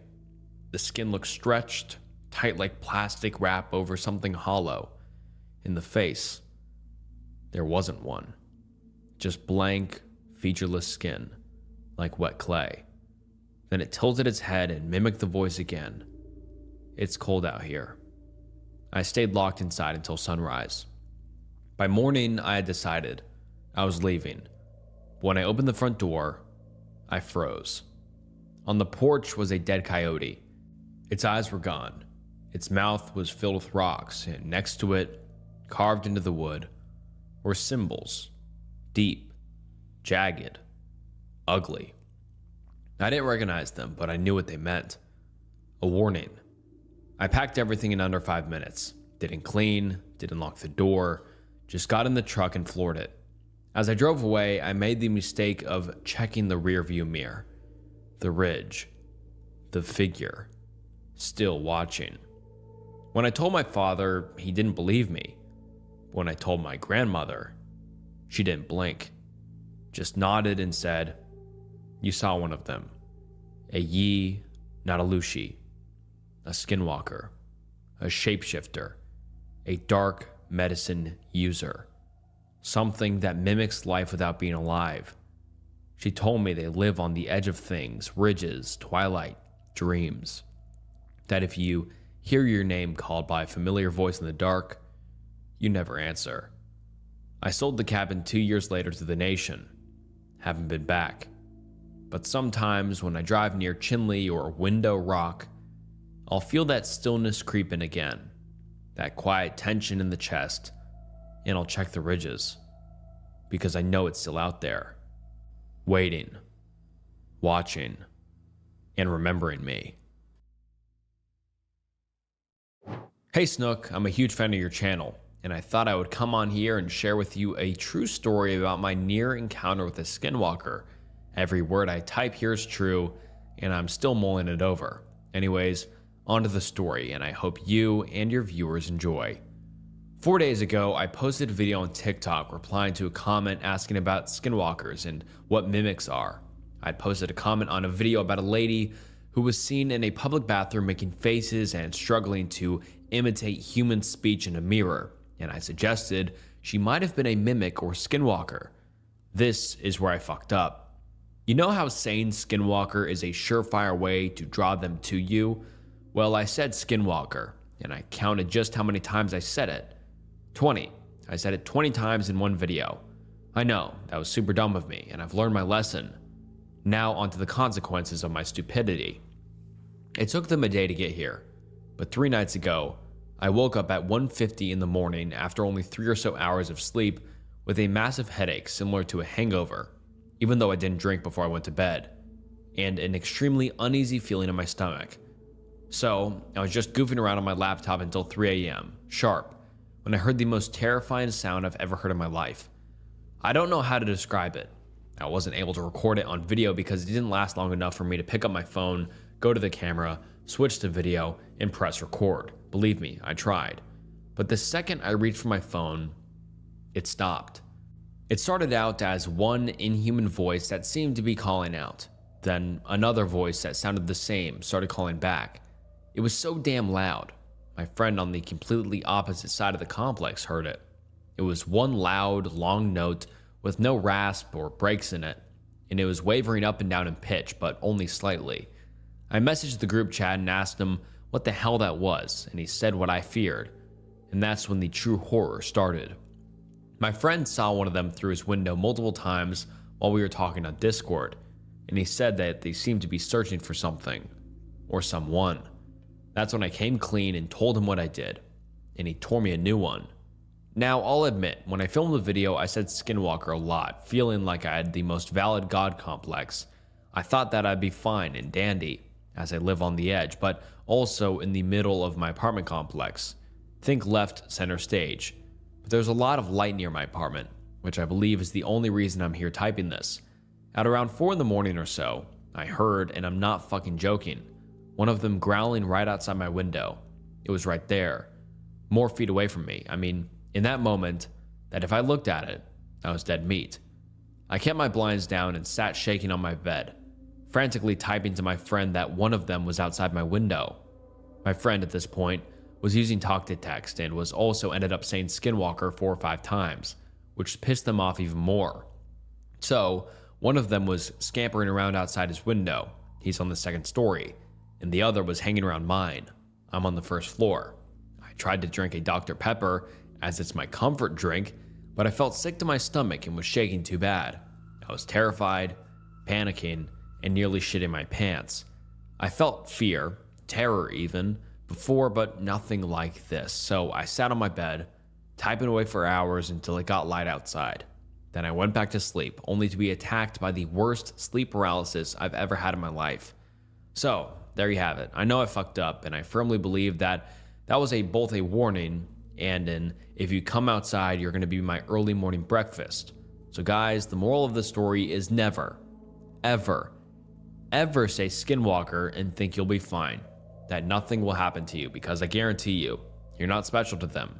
They don't give a shit who you are. You're just a meal to them, and a meal they're insatiably hungry for. And I swear to God himself, that every word I've typed here is true. Every single one. So please, don't do what I do, because I thought I was special and safe, and I wasn't. I'm not. Let me start by giving you some context. I'm 19. This all started about 7 or 8 months ago. I live in a small town in northern Colorado. One of those towns you'll have no idea exists if you pass through on a road trip and you're taking a nap. The town is mostly surrounded by fields and farmland, so you'll hear some noises but nothing too out of the ordinary. Sometimes a pack of coyotes or a dog barking. At the very worst, a gunshot from a farmer keeping coyotes off his land. One night, I was walking with my friend. We'll call him Larry. He is 19 as well. We were walking down the main road of town, but more towards the outskirts where we live. We're coming up on the first intersection of the town, and from across the street, we hear what sounds like a cow mooing, every 3 seconds exactly. I was with my friend and wanted to make him laugh, so I jokingly yelled, "Is that a skinwalker?" Worst decision of my life. We then heard it mooing for 30 seconds continuously, non-stop. Then it was silence. We froze. We didn't know what to do until we heard a twig snap. We started booking it to my house and I told him he was staying the night there. After that, we noticed some things, mooing, coyotes, laughing, etc. It wasn't until a month or two ago that it got more active. One night, Larry and his 17-year-old brother Mitch were staying the night at my house. We were having fun, smoking weed, playing games, the works. Around 1:30 a.m., I started to get tired. I was going to watch YouTube on my phone, but I realized I didn't have my earphones. They were in my car from when I got home from work. I told them I'll be right back, and that I'm going to grab my earphones from the car. I grabbed my keys and walked out the front of my house. The front of my house is facing a field across the street. I also parked my car on the street. Once I get to my car, that's when I heard a voice across the street say, "Hey." I look up and see something hunched over in the shrubbery, with two piercing eyes staring at me. I froze, unsure as to what to do. That's when it stood up. It was a 7-foot tall, pale, humanoid creature. I panicked and ran away back into my house. But every time I looked away, I could hear it getting closer. A few weeks later, I had my girlfriend over at my house and we decided to go get Taco Bell as a late night snack, so that's what we did. After we got back, I got out of my car and started walking around to the passenger side of my car. That's when I heard a footstep in the grass across the street. Immediately, my head snapped to where the noise came from. I saw it hunched over again, its eyes staring into my soul. I kept eye contact with it and told my girlfriend to unlock the door and get inside the house. She held the door open for me, and every time I looked away from it, I could hear another footstep in the grass. That night, we heard rustling going on in my backyard. If you don't hear from me after this post, I've accepted my fate to whatever is following me. And you might think that's the end of that story, but I replied to his email saying, "This is a crazy story, and being from Colorado myself, this makes it so much scarier." And I said, "I'm excited to read it for a video and, hopefully you're okay." And then he replies back, "Hey Snook, I still love your videos and I just wanted to email because there's more that's happened since I sent that original email in April. I've moved to a new house about a week after with my family. I don't remember the actual date, but I remember it still being late April. It's in just the next town over from where all the original encounters took place. I don't know why, but when we first moved, I had a feeling that it would all go away. I thought that this skinwalker, or whatever the fuck it is that was following me, would lose my trail and leave me alone. And it did. For a while. About 3 months ago, my girlfriend, Jessica, was coming over to my house. I worked at a place that was open till about 9 at that point. I was the closing manager, so I'd typically be out of there around 9:30, then a 30-minute drive home, and I'd be home at 10. Jessica got off work at 7:30, so she went to my house around 9:30 to 9:45. I don't remember the exact time, but I remember it was already dark and I was on my way home. As I was driving, listening to some music, she called me. I answered the phone saying, "Hey baby, what's up?" Expecting just a normal phone call. Her next words ran a shiver up my spine. All she said was, "It's back." For context, down my new street is a cul-de-sac, and beyond that is an empty field that is part of a property for a high school that was there. She said she heard that same repetitive mooing every 3 seconds exactly from that field. I told her to get in the house, make sure the doors were locked, and act casual with my family as to not freak them out. When I got home shortly after, sure enough, I heard that mooing. I figured it found an area I was around, but didn't know exactly where I was, until about a month ago. Me and Jessica were laying in bed. She was asleep on me and I was watching one of your videos, funnily enough. Then I heard a tapping on my window. At first, I thought it was just bugs landing on my window, but that didn't sound right. It was rhythmic, a tap every second or two. Now granted, it could be a neighborhood kid trying to fuck with people, but it was 3 a.m. and they would have had to hop my fence into my backyard to tap on my window. It could be my little brother, but he was asleep to get back into the routine for school. I refused to turn around and look at the window. I figured if I ignored it, it would go away. That worked for a while. Last week, a similar thing happened, except this time, me and Jessica were both wide awake. It was around 1 a.m. and we were playing Stardew Valley on my PS5 when we heard the tapping. She asked what it was, and I shook my head, showing to just ignore it. Then, clear as day, we heard something from my window go, psst, as if it was trying to get our attention. I froze and my heart dropped. She went to close the window since I had it open for the breeze. I shook my head, again, and closed the window without even looking towards it to make sure I didn't see the thing. I don't know if my original story got into a video, but I thought regardless on if it did or didn't, you could use this to get it more out there. Tell your fans to not fuck with this shit. It's real and terrifying. Coming from someone who's on the receiving end of it, I hope you have a great day/night. And yeah, man, that's terrifying. Please send me any updates if, this is continued. I wonder what it is. I wonder if it's a skinwalker or some, have you even considered it being a weird stalker? I don't know. It's a very weird situation, and it's terrifying. Hopefully it leaves you alone soon, and at least your girlfriend is also witnessing it, so you're not like alone and think you're going crazy. So that's good. But I'd probably tell your parents about it. I mean, I would, but that's a creepy scenario. Please send me updates, and hopefully it doesn't get you. And hopefully I can hear from you soon and put it into an updated video about skinwalkers and scary stories. So please send when you can. And everyone else watching, please send any sort of skinwalker stories. I'd love to read them. Anyways, on to the next story. Skinwalker encounter on Seminole land. So, a buddy of mine and I decided to spend the night on a campground in Clewiston, Florida on Seminole territory. It was a nice but quiet campground with cattle ranches surrounding us. The day was very calm and uneventful as we had some beers, listened to music, and bullshitted with each other. However, nightfall was a completely different story. We did not plan it this way, but we happened to be there for a total eclipse. Once the sun set for the night, we decided to take a walk on a dirt road headed toward the cattle ranch. The walk was eerily quiet and harmless until we heard a noise to our right, seemingly out of nowhere. A group of about 8 cows, about 50 feet to our right, suddenly broke into a full-out sprint, like they were running from something. We had seen the cows throughout the day, but did not see them running or acting uneasy, so the timing was very odd. After this, around 9:30, we decided to get a few hours of sleep for the peak of the eclipse at 2:45, as it had been a long day. However, at around 12:08 a.m., I suddenly woke up, not knowing what had woke me so suddenly, as I am typically a heavy sleeper. However, I soon heard footsteps around our campsite.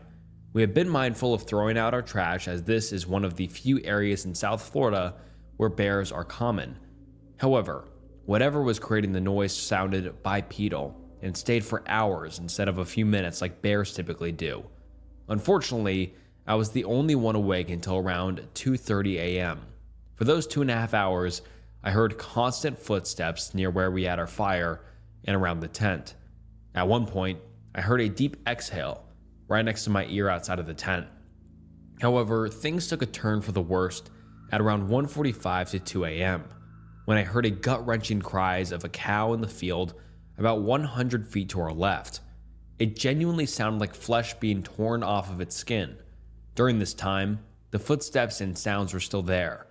About 45 minutes later, and once my buddy woke up, we hear the unmistakable sound of a pack of coyotes howling and yelping in the area that the cow had seemingly been killed. This lasted for about a few minutes. After a while, we entertained the idea of returning to the car, as it was only about 10 feet from the tent's entrance. However, once we had built up some courage because of the lack of footsteps, they began again. At some point around 3:45, I somehow passed out due to the exhaustion and the very high level of adrenaline I had felt for the last 4 hours.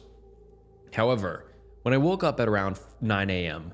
the next morning, My buddy tells me that after I fell asleep, he heard another cow meeting the same fate. The coyotes returning and the footsteps remaining until sunrise, 7 a.m. We are not avid campers by any means, but thought that camping on native land sounded like a fun idea, not sure of what we'd see. However, once I got home, I looked into skinwalkers more as I'd become familiar with them through scary stories on YouTube, but I did not know the full extent of their habits or characteristics. When I did this, their correlations terrified me. The fact that it is known to disguise itself as bears and coyotes specifically. The fact that the footsteps sounded bipedal yet imitated a four-legged animal. The harm seemingly caused to livestock, and the other events seemingly meant to draw us out. I don't know what to think. I became even more confused when we looked over the campsite in the morning and found no footprints, let alone paw prints. Even our trash and other belongings by the fire didn't seem to be moved much. I'm not trying to convince myself of this because we were on native land and it makes for a cool story. I was genuinely scared for my life and I felt like I was being watched all night. I just wanted to share the story and possibly hear any input as these events had taken place just 13 hours ago at the time of me writing this. To me, that kind of sounds like a skinwalker or maybe just a stalker in your campsite. It's really weird. I would never camp on Native American land personally. I just think it's too sketchy. But I don't know. That sounds scary. That's good that you made it out alive, and I'm sorry for the late reply since you sent this to me like months ago. But let me know if you've been back. Please comment or send another email back if you've been back to that land or camped there again. I'm really interested to hear, but that's scary as hell that I heard like an exhale next to your ear or like through the tent. That's terrifying. But it's also weird how there was no footprints, no anything like that. You know, I wonder if you're almost imagining it because you were exhausted. I don't know. But if you've gone back, please send a follow-up email. And yeah, thank you so much for sharing. On to the next one. Hey, I love watching your videos, especially the ones involving cryptids or skinwalkers. I decided to send in one of my own stories coming from my father and his life growing up in the Appalachian. So, here we go. If you need credit for the story, just call me Sarah. I live up in the Midwest, but my father comes from the South, specifically the Appalachia area of West Virginia. He told me this story a few years back. He grew up in Virginia and had a few strange encounters, but this one apparently scared him the most. Here is the story in his own words. It was late fall, and I had just come back from grad school to go back to my childhood town in the deep Appalachia in 1989. My father and I used to go hunting often together, as my brother was the quiet book type. We also had a handful of hunting dogs, my favorite of which was a border collie named Gunner. He was young, around 3 years old. I asked my father if we could go hunting, but my father was suffering from heart issues, but he encouraged me to go alone for the first time in my life up to that point. I decided to take my dad's rifle, grab a coat and my dog, Gunner, and go hunting. We hopped in an old pickup in the afternoon and drove a gravel small pathway to a nearby forest, which back in my childhood was dense and lush, full of life and color. On this day in late fall, the forest was bleak and dull. All the colorful dogwood leaves were gone and the grass was a dull yellow. Nothing like the spring green of my childhood. I shrugged it off and started on the hunt, Gunner going up in front of me to scout. I was young so I could walk quickly, and for a long time, the time seemed to fly by in the days of my youth, and that day was no different. The forest seemed empty, no birds singing in the trees and no squirrels darting from bush to bush. I eventually caught a rabbit. Skinny, but it would do.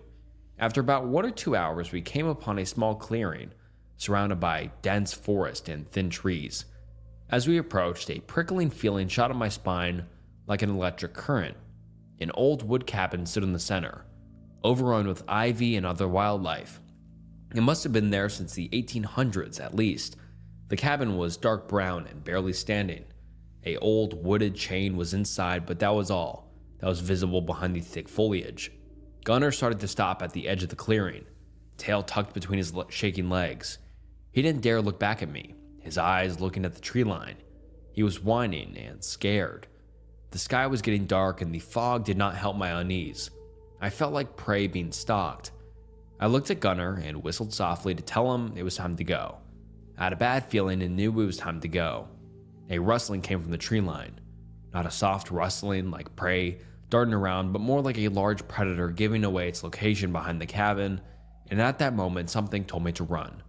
So I did. I dropped the rabbit I had caught, and as fast as I could, with Gunnar at my side, I turned around and I saw a tall, skinny figure hunched over where I stood moments earlier, mouth and hands covered in what was left of the rabbit. I didn't stop to look back as me and Gunnar ran to the rusty pickup, scared shitless. We sat there for what seemed like forever before I decided it was time to go. I rolled out of the gravel parking lot and started driving. My father said the worst part was that, as he was driving, he thought he could make out a tall figure standing behind the trees, staring at him smiling like the creature smiled at the rabbit on the forest floor and that he would be next. My dad never went hunting alone for many years. Something in Gunnar changed, and Gunnar was never able to venture outside of the perimeter of the yard in which the family's house was located. He wasn't able to go be a hunting dog after that. Shortly after, Gunnar went missing after we let him outside to do his business at night. My dad's father went looking for him the next morning. My grandpa refused to tell my dad what was left of Gunnar, only that he had passed on and not to go out at night. During the time after the encounter, while staying at his family's house, he often heard rustling outside the house. Too quiet to be a bear, but not small enough to be a raccoon. Scratching, tapping, and whistling often occurred throughout the night, from dusk to dawn. On one occasion, my dad claimed to see Gunnar in the woods, but he looked mangled and something was wrong with his face. My dad claimed whatever it was, followed him home, took Gunnar, and wanted to take him next. My father left a week later to go back to college, and the strange events eventually stopped within the next month after his departure. That's about it from what I can remember of this tale. My dad had experienced a few weird things after, but nothing seemed to scare him like this. My dad is a tall, burly man, and I've never seen him scared, but when he tells the story, a flash of fear crosses his eyes. Hey Snook, I love your videos while I drive. They're amazing. I just listened to the Skinwalker one and decided to share mine after me and 2 others agreed not to tell anyone. I figured since I'll stay anonymous, I'll take the risk. I also hope if you put this in video, you can give your opinion, but if you don't, I'm glad you read it. So, this happened roughly somewhere in 2024, after school ended. It was sunset, and me and 2 others, N, who was 17, and K, who was 18, were cruising on back roads. That was nothing but red dirt and gravel. This is important detail later. We were blasting music, messing around, and we come across an open field with nothing except tall grass and a perfect view to watch the sunset. We're in my truck, and we talk about pulling the tailgate down and talk about life and vent. As soon as we open the doors, we hear someone shouting help. We pause, we look at each other asking without saying anything, "Did you guys also hear that?" I start the truck, turn the headlights on, and there it was. A woman who seems to be in her mid-40s based off the silhouette, shouting help like she's being killed. We don't know what to do, but we have the doors closed and we ask each other what it is. N says, could it be a skinwalker? Kay and I disagree, saying it couldn't be, but after we talk and understand, we realize the chances of it being a skinwalker is high. I decided to be dumb and ask if she's okay. Worst mistake of my life, and it haunts me to this day. This thing looks at us, and I feel like I'm gonna die. I get in my truck, Kay and N ask what's wrong, but I ignore them. I put it in reverse and book it, trying not to spin out. I put it in drive, but before I do anything, I look again and it's closer.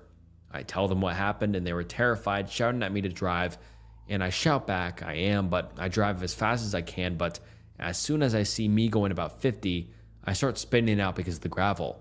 I was inches from landing in a ditch before Jesus took over the wheel and kept us safe. We talk about it and decided to go back the next day. We head there about 3 in the afternoon and we get out and walk over there. We smell a gut-wrenching stench like something died. We looked and it was disturbing. N threw up and we headed back immediately. It was a dead body that was decayed with bugs all over. We told each other to not say a word to anyone because people will think that we would have had something to do with it, and we agreed. I looked up skinwalkers when I got back to my house, and it mentions how they imitate the last sentence of their prey as a type of trap to lure in their next meal. I also found out that they skin the people to form a bond together spiritually. After that happened, I'm terrified of driving at night in the back roads. Whenever it's night, I always make sure there's highways around. And, geez, that's terrifying. I mean, did you look at the dead body? Was it the same woman? That is scary. I don't know what to really say about that. I mean, could it be a skinwalker? Yes, but are skinwalkers real? I don't know. That's definitely terrifying. I don't know what that could be. That's good you're alive, though. And, I mean, yeah, that's terrifying. I mean, did you ever go back? Was there any reports of a missing person in your neighborhood or town? That's really scary. And sure, it could have been a skinwalker. It was a very weird situation for you. I mean, at night, and a woman in her 40s walks up saying help. That's a terrifying situation, and I probably would have done the same. I can't blame you for that. That's very weird, very creepy, very scary. I'm glad you got out alive, but yeah, was there any reports for, a dead woman or person in your town or area? And to be honest, you probably should have reported it, because if you didn't kill her, why didn't you report it? I mean, people could have thought, but, it would have been disproven. That's very weird. Please send me an update email if you can answer any of those questions. I'm very curious to, hear. But thank you so much for sending it in. And this was the last story of today's video. If you'd like to see longer videos in the future, please send in more stories.